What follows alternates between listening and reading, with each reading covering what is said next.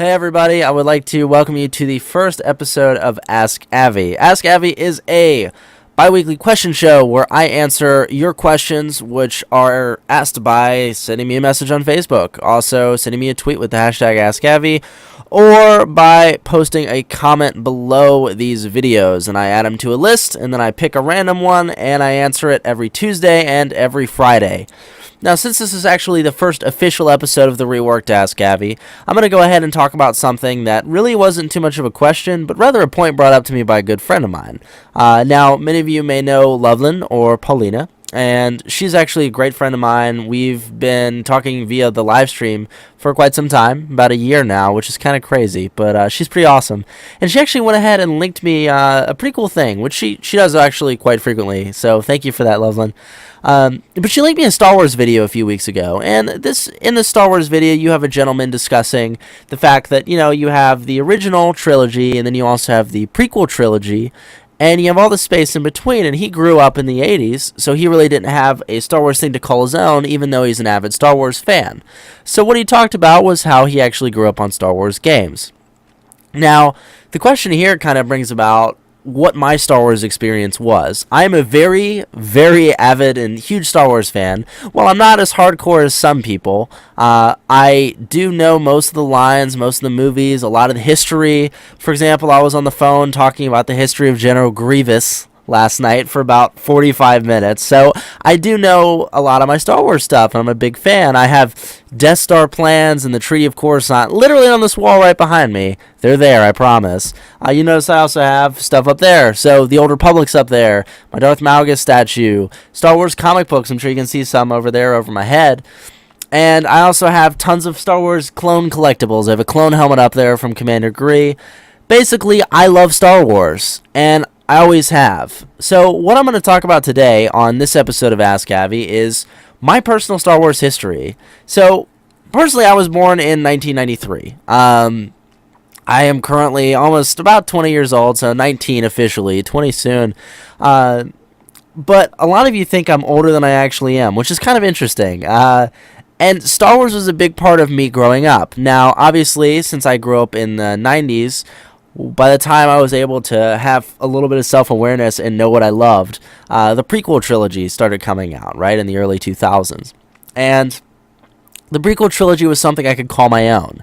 However, I did get started on Star Wars games before that. When I was on my Nintendo 64, as well as on some of the original computer games, I got to play the original Death Star Trench Run on some program. I can't remember what it was. And also the Stormtrooper game, I can't remember the exact name of it, Dark Storm or something like that, but it was the first-person shooter Stormtrooper game that kind of played like Doom, right? So I played a couple of those games, and when I ended up getting into the Nintendo and the Nintendo 64, that's where Rogue Squadron came out, and Rogue Squadron was amazing. It was like one of my biggest things when I was growing up as a kid. So you had Rogue Squadron, then Starfighter, right, on the next gen, and then it kept going, Republic Commando. So many good memories with Republic Commando. And it kept going and going and going until about Battlefront 2. Battlefront 2 and Empire at War is where I kind of deviated from Star Wars because there weren't many good Star Wars games coming out. You had Star Wars Connect, which I think is quite atrocious and a little insulting, actually, to the whole Star Wars fan base, in my opinion, where it's kind of designed more to the kids style. And while I can totally understand that, I also kind of don't respect it as much, and I feel like we don't have that hardcore kind of Star Wars sense right now in time. I'm hoping that the movies will bring that back, but with Disney's acquisition of it, Star Wars has seen a lot of rough times lately. And for me, I think I really lucked out because I was able to call that prequel trilogy my own. It was something that I went to all the movies on release day with my family, obviously, because I was a lot younger at the time. I remember having my Darth Maul lightsaber, wearing all my pod racing shirts and everything when I was a young kid. And I loved those moments, and I cherish those moments. I still have photos of them all over the place. And especially moments like Rogue Squadron. I remember flying that Y-Wing through those trenches in this level. It was that, and then there was Hoth, and taking down the AT-ATs in the Snowspeeder, which took for frickin' ever. Battlefront 2 was probably the biggest one, which I still play. You guys know I have a Let's Play series of Battlefront 2 going on here on YouTube. I actually have another episode coming out the same day this is released, on a Tuesday, so go check that out after the show if you're interested. But Battlefront 2 is the big one for me because that got me into... First of all, I had it on my original what is it, PSP is where I got it, and then I ended up getting it on the PS2 as well because it was obviously much better on the console. And I had played through online there and everything, and had a blast with it, and it was really cool. And after I got my PS2, I ended up getting an Xbox, and that's where I got Republic Commando. Loved Republic Commando, but I grew up a lot more on kind of the other side of Star Wars. While I still had my lightsabers, I was a fan of Darth Maul and Obi-Wan, right? All that. I also had a huge love for clones. Clones, troopers, the average Joe, right, in the Star Wars universe. And that's why I was really, really impartial to the Bounty Hunters, Boba and Jango Fett, which were located in the movies. When the Bounty Hunter game came out, I was all over that. I played that Bounty Hunter game so much. I remember being dragged away from my console at times because my family was like, look, you really need to stop. But I had such a good time with it, you know. And outside of that, I mean, I had my action figures. I had all my action figures, which I still wish I had. They're kind of trashed and thrown away. I would go tell my younger self, save those, because you could totally pay off your college fees with those alone. And, you know, get a couple extra bucks to help with your computer and all that stuff, because there was so much money now as collectibles.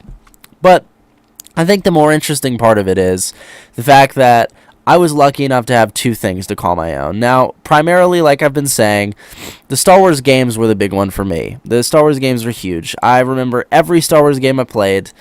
I still play most of them. I still play Battlefront. I still play Empire at War. I still play Republic Commando.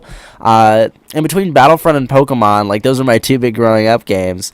But I was really lucky to kind of have those as my own. And I would say, too, that a lot of people like go on this thing. Earlier this year I was dating a girl who's a big Star Wars fan, and I know she didn't feel this way, but there are specific fans who believe that the original trilogy is much better than the prequel trilogy, which I would mostly agree. I did appreciate the original trilogy, even though I was, you know, a lot younger, I guess, when I first watched it. Because after I watched the first prequel movie, my parents went ahead, because they had known Star Wars, right? I remember seeing it in the theater. And my dad actually went back with me and watched all the other Star Wars movies. So I did have that. And I had that appreciation of them. And I grew up with that appreciation of them. I still do. I have them all there on Blu-ray, and I have them all there on DVD. I'm a huge fan. But I have this appreciation for it, and I always like watching those behind-the-scenes things, how they did the lightsabers, stuff like that, because I find it very interesting.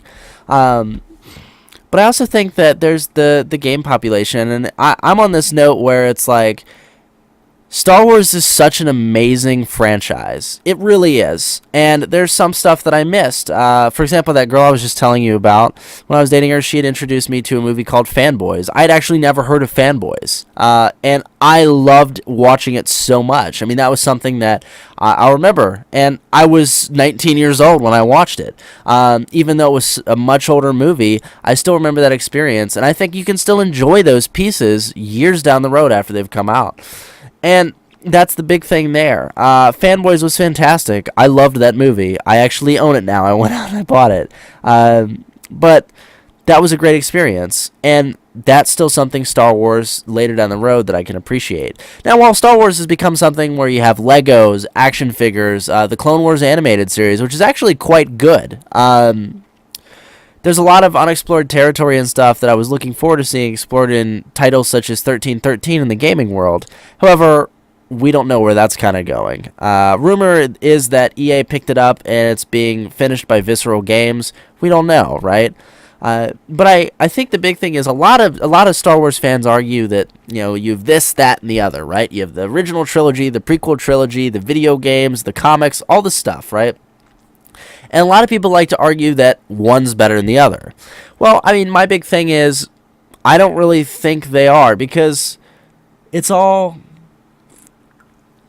I'm sick and tired, so I've been drinking a ton of Mountain Dew and stuff. Just excuse me there for a moment. I think it's all part of an integral system that we call Star Wars. And I think that everyone can become a part of that community as long as they appreciate, what it kind of stands for. And that's why Disney's worried me, because Disney, while they do fun things, I mean, you have the Hoopla, Star Wars weekends, the dance-offs, which I think are very enjoyable, but it's built for the kids' side of the nature, right? It's a theme park. And while they're still enjoyable to most of us, you also have really adult-focused things such as like the 501st Legion, for example. They go around, they do charity work, they also show up at birthday parties and stuff like that, and that's really cool, but it is a more adult organization, so to speak. So it's awesome to be able to see these kind of things. And I think that you can be a Star Wars fan no matter what kind of the spectrum you come from. Me, for example, I mean, it's on like Alderaan. I mean, I have tons of Star Wars shirts. And I can totally appreciate, like, I came from the gaming culture. Even though I have the prequels to call my own. Like, I saw all of those. I had all the lightsabers and everything when I was growing up as a kid. Pod racing shirts, like I said earlier in the show. I really enjoyed all that. But I think I grew up on the games.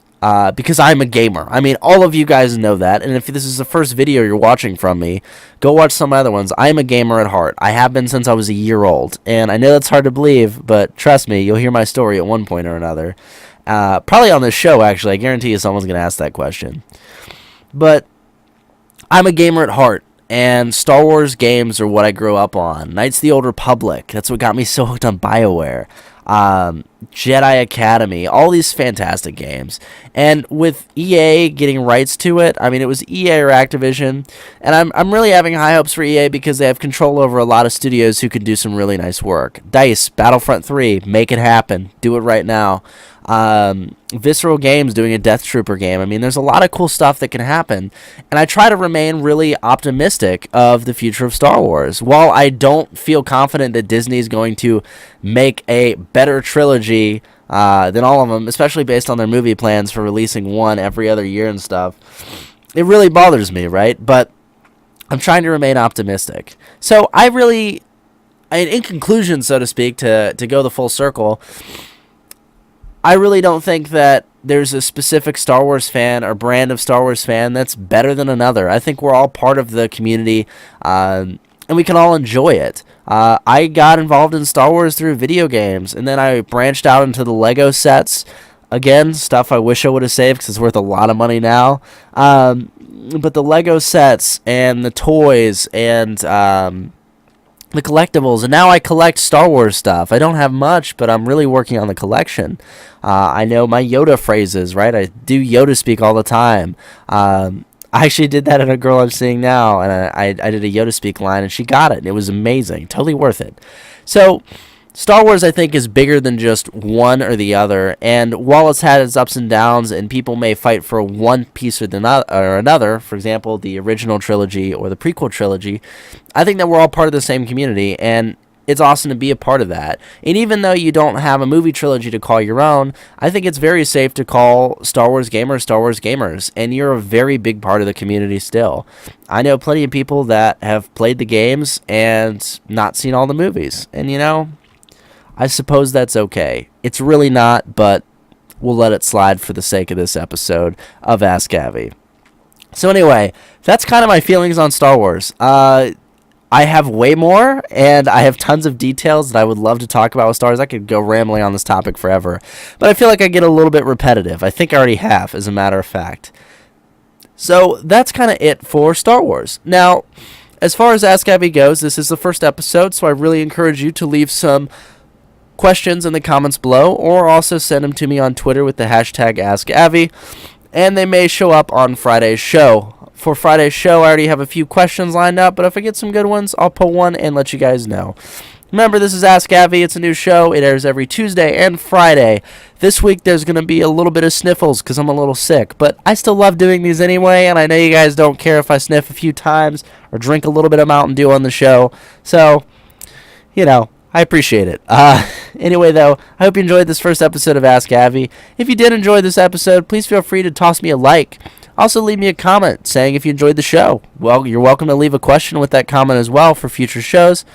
And if you enjoyed this video, please feel free to subscribe to this channel. Got a little frog in my throat right there. So please feel free to subscribe to this channel. I do plenty of content like this, live gameplay, live streams, Star Wars. We're actually live streaming Star Wars tonight. Republic at War. It's a mod for Empire at War, and I'm so excited to hop back on that. I'm still playing Star Wars games from like 06, 07 right now, and it's 2013, and they're still amazing. So, hey, maybe we'll get some new good ones in the next coming years. Anyway, guys, thank you very much for watching this episode of Ask Avi. I'm looking forward to reading over some of your questions, and I'll talk to you on the next episode this Friday. Have a good one, everybody, and I'll see you then.